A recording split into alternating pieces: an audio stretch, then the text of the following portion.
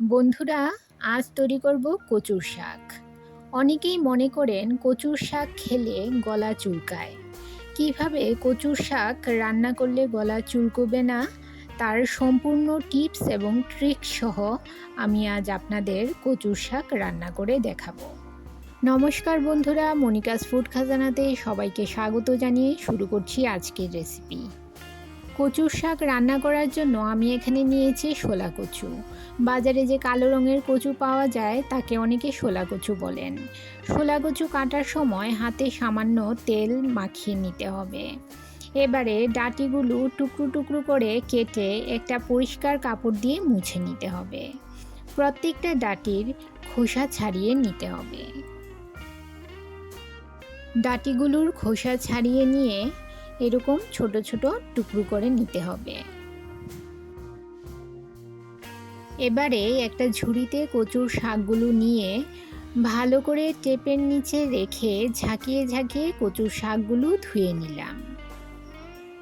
আর নিয়েছি চিংড়ি মাছ, কেটে ভালো করে ধুয়ে নিয়েছি।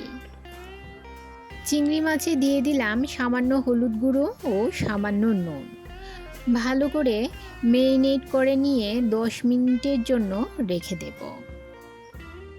আমার চ্যানেলে নতুন বন্ধু হয়ে থাকলে চ্যানেলটি সাবস্ক্রাইব করে পাশে থাকা বেল আইকনটি প্রেস করুন আর নোটিফিকেশন অল করুন পরবর্তী ভিডিওর আপডেট পেতে। এবারে গ্যাসের চুলায় একটা কড়াই বসিয়ে এতে দিয়ে দিলাম কচুর শাকগুলো আর দিয়ে দিলাম হাফ কাপ পরিমাণ জল ও 1 চামচ নুন।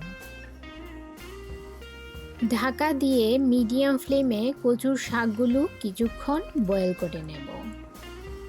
মাঝে একবার ঢাকা সরিয়ে কচুর শাকগুলো উল্টে পাল্টে নিলাম।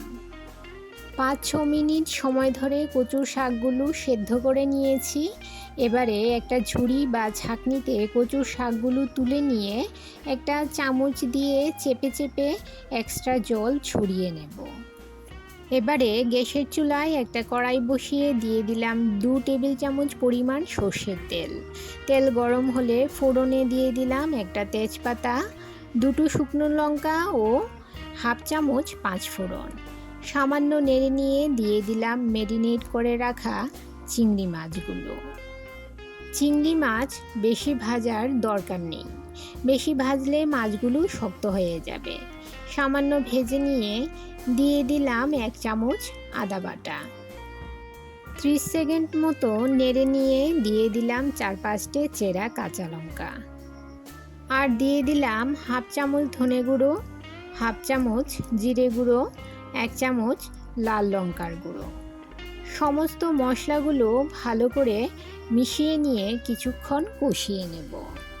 বন্ধুরা, যারা আমার চ্যানেলটি সাবস্ক্রাইব করে এখনও পর্যন্ত আমার সঙ্গে আছেন, আমাকে সাপোর্ট করছেন, তাদেরকে অসংখ্য ধন্যবাদ। আর যারা নতুন বন্ধু তারা অবশ্যই 24 ঘন্টা অপেক্ষা করবেন। 24 ঘন্টা পর আমি আসবো আপনার চ্যানেলটি ভিজিট করে আপনার পরিবারের সদস্য হওয়ার জন্য। এবারে এতে দিয়ে দিলাম সেদ্ধ করে রাখা কচুর শাকগুলো। সমস্ত কিছু ভালো করে মিশিয়ে নেব। কচুর শাকে রয়েছে প্রচুর আয়রন ও ক্যালসিয়াম আর ভিটামিন এ, যা শরীরের জন্য ভীষণ উপকারী। এবারে কচুর শাকগুলো ভালো করে মিশিয়ে নিয়ে ঢাকা দিয়ে মিডিয়াম ফ্লেমে 5 মিনিট রান্না করে নেব। এবারে দিয়ে দিলাম 1 চামচ পরিমাণ চিনি। কচুর শাকে চিনি না দিলে খেতে ভালো লাগে না।